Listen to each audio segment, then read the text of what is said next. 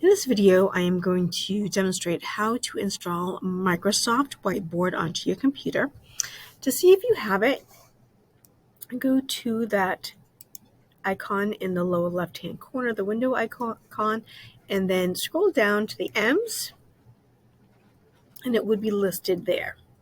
If you don't see it there, click on Microsoft Store, because that's where we need to go to install the app.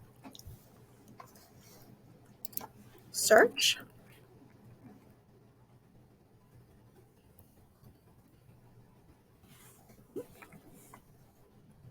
And this is the one that we want right here. Okay. Click Install.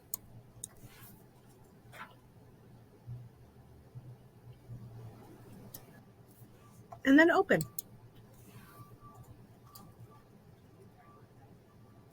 Okay.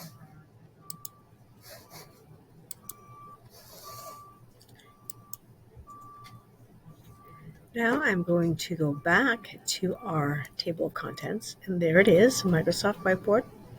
I can click on it to open, and I could also go down here onto the icon in my taskbar and then pin it to my taskbar. So even though I have closed out of the Whiteboard app, I can still access it from my taskbar instead of going into this menu.